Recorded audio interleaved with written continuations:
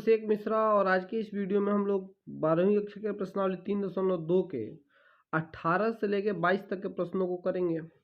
इस प्रश्नावली में 22 प्रश्न थे, जिसमें सबसे बड़ा और सबसे मुश्किल प्रश्न 18वां प्रश्न है।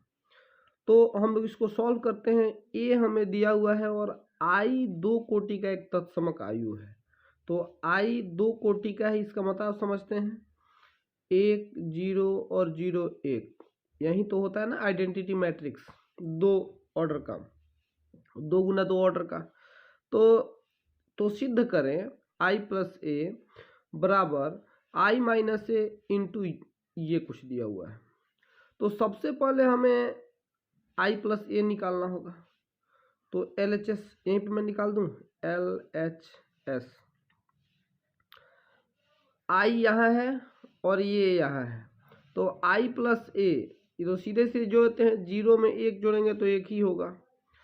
माइनस टेन अल्फा बाई 2 में 0 जोड़ेंगे तो माइनस टेन अल्फा बाई 2 ही होगा। टेन अल्फा बाई 2 में 0 जोड़ेंगे तो टेन अल्फा बाई 2 होगा, और 0 में 1 जोड़ेंगे तो 1 ही होगा। ये हमारा एल एच एस हो गया। अब हम आर एच एस निकालते हैं। आर एच एस के लिए सबसे पहले आई माइनस ए हमें निकाल लेना होगा।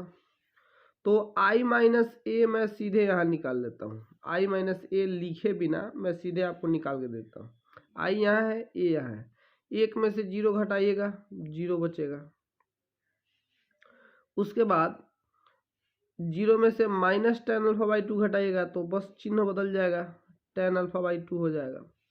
0 में से -1 आपको घटाना हो तो क्या होगा, ये माइनस माइनस प्लस हो जाता है, और 0 में 1 जोड़ते हैं तो 1 ही हो जाता है। वैसे ही यहाँ अब 0 में से टेन अल्फा बाई 2 घटाएंगे तो माइनस टेन अल्फा बाई 2 हो जाएगा, और 1 में से 0 जाएगा तो 1 हो जाएगा।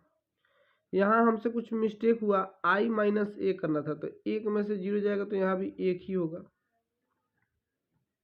1। ये हमने लिख दिया 1 टेन अल्फा बाई 2 और 1। अब इसमें गुना करना है हमें cos alpha minus sine alpha और कॉस अल्फा से।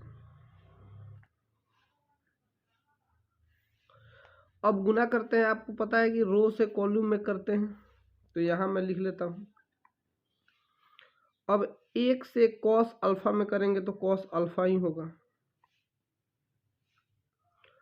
फिर टेन अल्फा बाई 2 से साइन अल्फा में करेंगे तो plus tan alpha by 2 into sine alpha.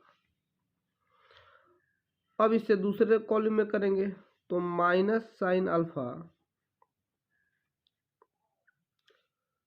Plus tan alpha by 2 into cos alpha. यहाँ हो गया हमारा। अब दूसरे रो से करवाते हैं तो minus ten alpha by 2 into cos alpha और प्लस 1 से साइन अल्फा में करेंगे तो साइन अल्फा ही हो जाएगा। फिर इससे इसमें करते हैं तो टेन माइनस में और साइन माइनस में है तो प्लस हो जाएगा, तो sine alpha into ten alpha by 2 plus 1 से कॉस अल्फा में करेंगे तो कॉस अल्फा ही हो जाएगा। ये हमारा हो गया। अब हम क्या करते हैं, आप जानते हैं टेन थीटा बराबर साइन थीटा बटा कॉस थीटा होता है, तो इसीलिए यहाँ टेन अल्फा बाई 2 है तो उसको साइन अल्फा बाई 2 बटा कॉस अल्फा बाई 2 हम लिख सकते हैं। हम सब में वो लिखेंगे, cos alpha plus sine alpha by 2 बटा cos alpha by 2 into sine alpha. यहाँ minus sine alpha plus tan alpha by 2 है तो साइन अल्फा बाई 2 बटा cos alpha by 2 into cos alpha. बस जहाँ जहाँ tan है हम वहाँ साइन बाई कॉस कर दे रहे हैं। तो यहाँ माइनस साइन अल्फा बाई 2 बटा cos alpha by 2 into cos alpha plus sine alpha. यहाँ sine alpha into sine alpha by 2 बटा cos alpha by 2 plus cos alpha. अब जब भी ऐसा कंडीशन आ जाए तो आप जानते हैं ये दोनों मल्टीप्लाई में है, तो जो बटे में है ये दोनों के बटे में है कॉस अल्फा बाई 2। यहाँ बटे में कुछ नहीं तो 1 है, और इसका हम एलसीएम निकालते हैं। अब एलसीएम आप निकालेंगे तो आप जानते हैं एक और किसी भी संख्या का एलसीएम उतना ही हो जाता है। तो यहाँ एलसीएम हो गया कॉस अल्फा बाई 2। अब 1 से कॉस अल्फा बाई 2 में मल्टीप्लाई करेंगे तो यहाँ कॉस अल्फा से कॉस अल्फा बाई 2 हो जाएगा। तो cos alpha into cos alpha by 2, ठीक है। प्लस है तो प्लस का चिन्ह देंगे। उसके बाद साइन अल्फा इंटू, इसको आगे और इसको पीछे मैं क्यों कर रहा हूँ, क्योंकि यहाँ हमने पहले अल्फा लिखा है फिर अल्फा बाई 2 लिखा है, तो हमें फॉर्मूला लगाना है, इसीलिए यहाँ मैं साइन अल्फा को पहले लिखता हूँ। देखो ना, 2 में 4 से गुना करो या 4 में 2 से गुना करो, बात तो एक ही होती है। तो यहाँ साइन अल्फा बाई 2 हो गया, ठीक है। आपको बटा का जोड़ तो आता है ना, तो बस वही किया है मैंने। अब यहाँ आपको फिर से क्या करना है कि इसका एलसीएम निकालना है, तो ये कॉस अल्फा बाई 2 ही हो जाएगा, और 1 से मल्टीप्लाई करेंगे तो minus sine alpha into cos alpha by 2 plus यहाँ 1 हो जाएगा, कॉस अल्फा से कॉस अल्फा बाई 2 में करेंगे तो 1 हो जाएगा। तो पहले हम अल्फा वाले को लिख रहे हैं, इसीलिए मैं पहले cos alpha into sine alpha by 2 लिख देता हूँ, ठीक। अब आगे बढ़ते हैं, यहाँ भी इसके एलसीएम निकालेंगे तो क्या होगा, कॉस अल्फा बाई 2 ही हो जाएगा। तो नीचे कॉस अल्फा बाई 2, अब यहाँ हो जाएगा minus sine alpha by 2 into cos alpha plus sine alpha के नीचे 1 है, तो यहाँ हो जाएगा cos alpha by 2 into sine alpha, ठीक। अंतिम स्टेप है, इसको सॉल्व करते हैं। यहाँ भी कॉस अल्फा बाई 2 होगा, और कॉस अल्फा बाई 2 यहाँ है तो जैसा है वैसा ही रह जाएगा, sign alpha into sine alpha by 2 plus cos alpha into cos alpha by 2। ये हो गया हमारा। अब आप देखिए कि यहाँ अब इसको कैसे सॉल्व करेंगे, तो सबके ऊपर cos A cos B plus sine A sine B आपको दिख रहा होगा कुछ ऐसा।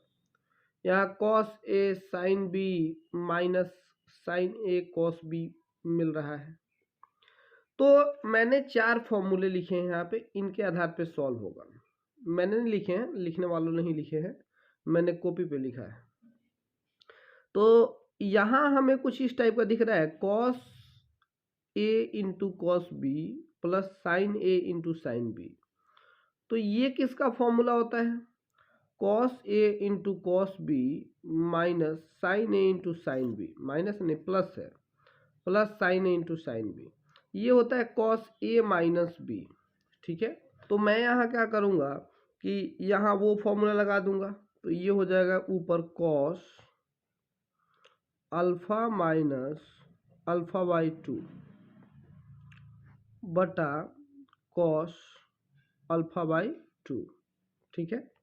अब दूसरा हम देखते हैं, दूसरा क्या है, दूसरा माइनस साइन ए कॉस बी यहाँ किसी भी फॉर्मूले में ऐसा कुछ नहीं दिख रहा है, तो इसको जरा फॉर्मूले के हिसाब से सजाना होगा। तो इसको हम क्या कर सकते हैं कि माइनस वाले को बाद में और प्लस वाले को आगे लिख सकते हैं, और सबके पहले या तो साइन है फिर कॉस है, यहाँ पहले कॉस और साइन आ गया है, तो मैं इसको लिख लेता हूँ साइन, मैं लाल पेन से लिख लेता हूँ ताकि आपको स्पष्ट दिख सके। Sign alpha by 2 into cos alpha. आइए माइनस वाले को उधर लिखते हैं, माइनस, अब कॉस पहले आएगा तो cos alpha by 2 into sine alpha. अब ये क्या हो जाएगा, sign A cos B minus cos A sine B. देख लो, sign A cos B minus cos A sine B होता है साइन ए माइनस बी। अब की ए की जगह पे क्या है, ए की जगह पे अल्फा बाई 2 है, तो sine alpha by 2 minus alpha बटा कॉस अल्फा बाई 2। ठीक है, अब तीसरा देखते हैं, यह भी कुछ उल्टा पलटी है, तो प्लस वाले को आगे करेंगे माइनस वाले को पीछे, और साइन पहले होता है तो sign A cos B minus cos A sine B, ऐसा हो जाएगा। तो sign A cos B minus cos A sine B होता है साइन ए माइनस बी। तो यहाँ आप अपने से कर लीजिएगा, मैंने तो समझा ही दिया कि साइन ए माइनस बी, तो ए के जगह पे अल्फा है तो alpha minus alpha by 2 by cos alpha by 2। चौथा देखते हैं, sine alpha minus sine alpha by 2 into cos alpha by 2, मैंने sign A sine B plus cos A cos B. तो साइन एक साथ और कॉस एक साथ तो कॉस में आता है, sign A sine B plus cos A cos B, cos A minus B होता है। तो cos alpha minus alpha by 2 बटा कॉस अल्फा बाई 2। अब देखो यहाँ पे हमारा सॉल्व हो गया, कॉस अल्फा में से अल्फा बाई 2 घटाएंगे, अल्फा बाई 2 का मतलब क्या है, अल्फा का आधा, तो पूरे में से आधा घटाएंगे तो आधा ही बचेगा ना, तो ये हो जाएगा कॉस अल्फा बाई 2, और नीचे भी है कॉस अल्फा बाई 2, तो कॉस अल्फा बाई 2 से कॉस अल्फा बाई 2 कट जाएगा। उसी प्रकार यहाँ भी कॉस अल्फा बाई 2 से कॉस अल्फा बाई 2 कट जाएगा। दिक्कत यहाँ है, दिक्कत यहाँ क्या है कि यहाँ ऊपर साइन है और नीचे कॉस है, तो आप यहाँ पहले जो कट गया वो कट के एक एक हो गया, और यहाँ साइन अल्फा बाई 2 आएगा, अब बटा कॉस अल्फा बाई 2, तो यहाँ लिख देंगे टेन साइन बटा कॉस अल्फा, टेन होता है ना, तो टेन अल्फा बाई 2 हो जाएगा। और यहाँ sine alpha by 2 minus alpha उल्टा है, जैसा कि आप जानते हैं कि 4 में से 2 घटाएंगे तो कितना आता है, 2 आता है, और 2 में से 4 घटाएंगे तो -2, छोटे में से बड़ा घटाते हैं तो माइनस में आंसर आता है। तो साइन अल्फा बाई 2 में से अल्फा घटाना है तो माइनस साइन अल्फा बाई 2 हो जाएगा, माइनस का चिन्ह बाहर आ जाएगा, तो यहाँ भी साइन थीटा बटा cos theta tan alpha by 2 हो जाएगा, लेकिन चिन्ह माइनस का बाहर रहेगा। ये देखो हमारा LHS है, सॉल्व कर दिया हमने, और यहाँ हमारा RHS आया था, तो हमने LHS को RHS के बराबर प्रूव करके दिखा दिया, तो ये क्वेश्चन भी हमारा समाप्त होता है। स्क्रीन पे आपको पूरा दिख रहा है, इसका स्क्रीनशॉट ले लीजिए।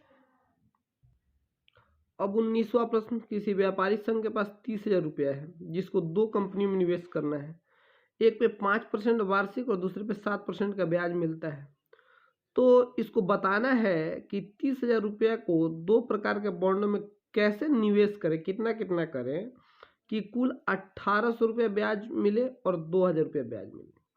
तो देखो, एक तो इसको बनाने का सबसे सरल तरीका क्या हो सकता है, जो हम लोग बचपन से पढ़ते आए हैं, कि हम मान लेंगे कि x रुपया 5% वाले कंपनी में इन्वेस्ट किए, तो x रुपया हम 5% वाले में निवेश किए, तो 30,000 कुल रुपया है, तो रुपया बच गया 30,000 और माइनस x, तो इसको इन्वेस्ट कर दिए 7% वाले कंपनी में, तो हमें ब्याज मिला 1800 रुपया। मतलब x का 5%, परसेंट का मतलब बटा में 100 होता है, और प्लस 30,000 माइनस एक्स का 7%, दोनों को जोड़ेंगे तो 1800 रुपया मिलता है। अब ये वाला समीकरण सॉल्व कर लीजिए, आपको x का मान निकल जाएगा, और x का जो मान निकल गया तो आप 7% वाली कंपनी का भी निकाल देंगे, 5% वाली कंपनी का निकल गया तो ये सबसे सरल तरीका है जो हम लोग बचपन से सीखते आए हैं, लेकिन हमारे किताब में कह रहे ऐसे नहीं बनाना है, आपको इसको मैट्रिक्स से बनाना है। तो इस सवाल को अब हम मैट्रिक्स से बनाते हैं। मैट्रिक्स में कैसे बनाएंगे, तो इसके लिए मैंने एक पेपर ले लिया है। हमें दिया हुआ है कि दो कंपनियां हैं, एक कंपनी में माना कि पहले कंपनी में हम लोगों ने x रुपया निवेश किया, तो टोटल पैसा हमारे पास 30,000 था। तो दूसरे कंपनी में हम लोगों ने 30,000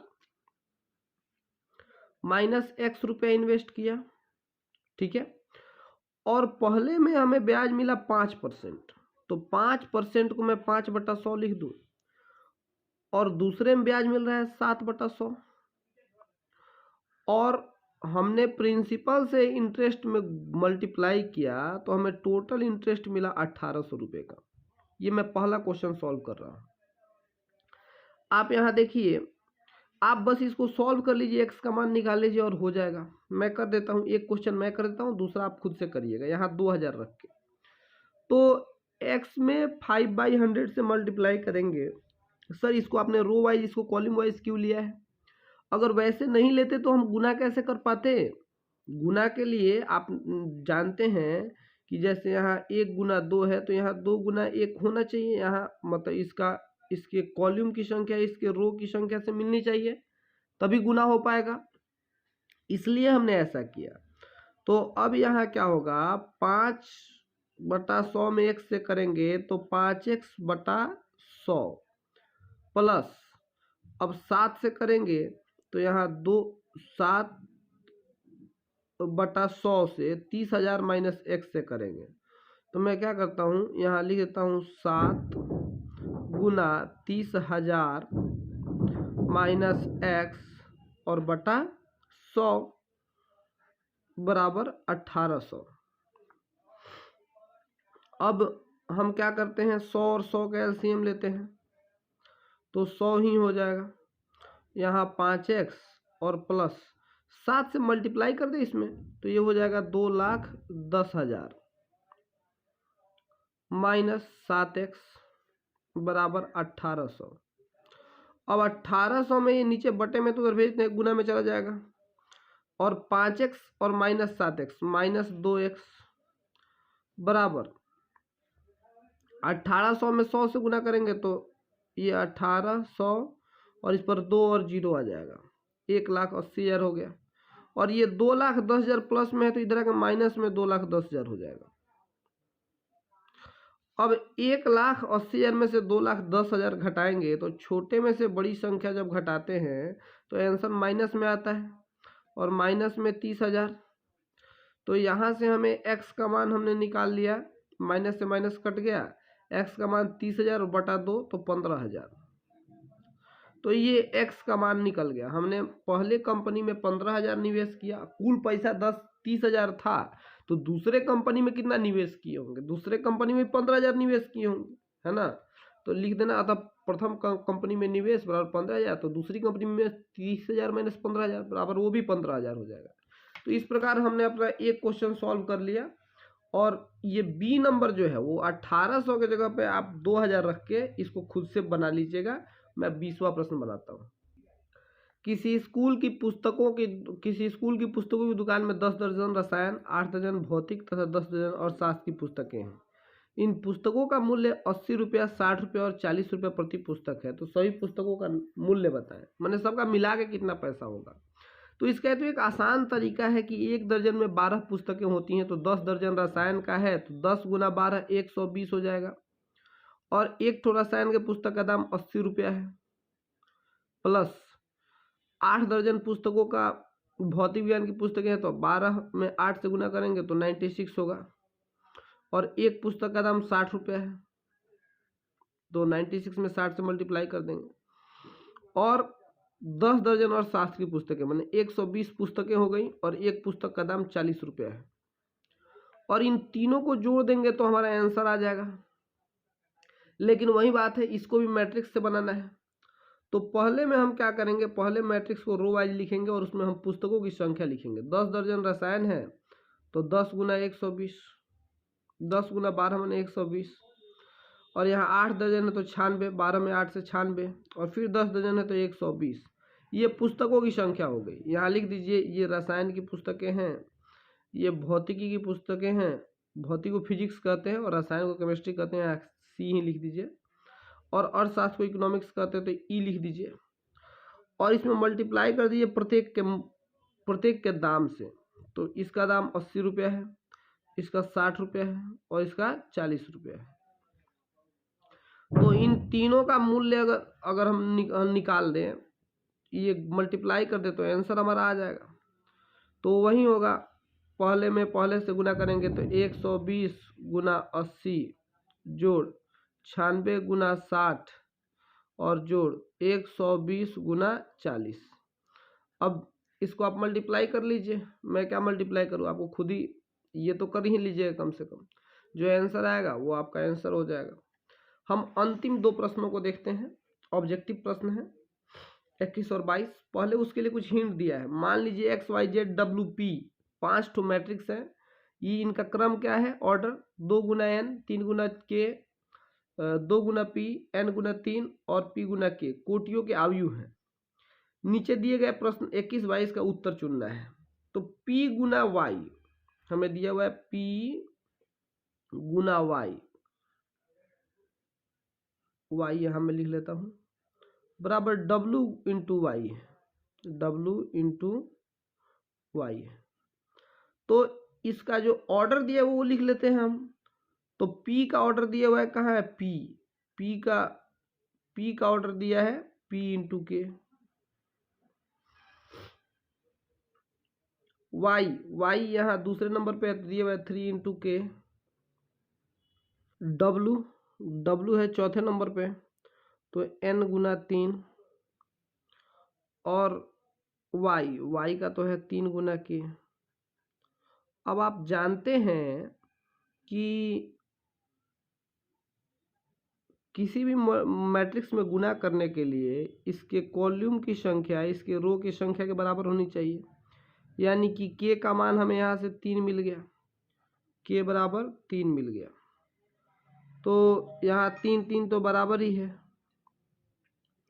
जो इसका मल्टीप्लाई होगा वो p गुना k के ऑर्डर का होगा। तो k का मान हमें 3 मिल गया है, क्योंकि इसके रो की संख्या इसके कॉलम की संख्या जब गुना होता है तो इस ऑर्डर का मैट्रिक्स मिलता है।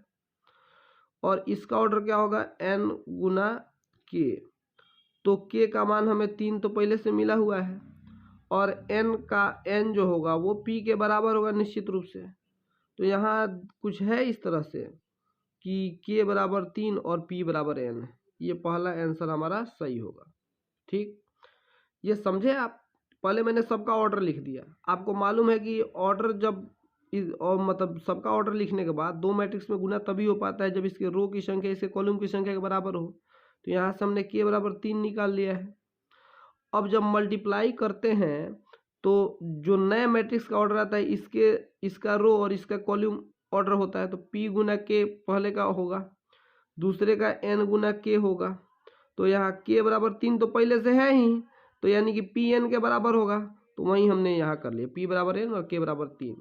इसी प्रकार 22वां बनाते हैं। 22वां प्रश्न हमें दिया हुआ है n बराबर p। तो 7x माइनस 5z की कोटि क्या है। तो 7x माइनस 5z लिख लेते हैं। इनका कोटि जो दिया हुआ है वो लिख लेते हैं। आप जानते हैं 7 तो अदिश है, तो किसी भी अदिश से गुना करते हैं तो किसी मैट्रिक्स का कोटि बदलता नहीं है। जितना x का होगा उतना 7x का होगा। और x का ऊपर दिया हुआ है 2 इंटू n कोटि का है। अब वैसे ही 5z के लिए z का देखेंगे तो z आता है 1 2 3 नंबर पे। तो ये 2 इंटू p के ऑर्डर का है। तो हमारा जो नया ऑर्डर मिलेगा वो तो 2 होगा ही, क्योंकि यहाँ 2 और 2 है। और एन और पी में से कोई भी हो सकता है, एन और पी में से कोई भी हो सकता है, तो यहाँ एन चाहे पी होगा। तो ये ऑप्शन नंबर बी सही है, 2 इंटू एन। ठीक, तो इस प्रकार हमारा ये प्रश्नावली खत्म होता है। अगले वीडियो में हम लोग अगले प्रश्नावली को शुरू करेंगे। अभी के लिए बस इतना ही। Thank you.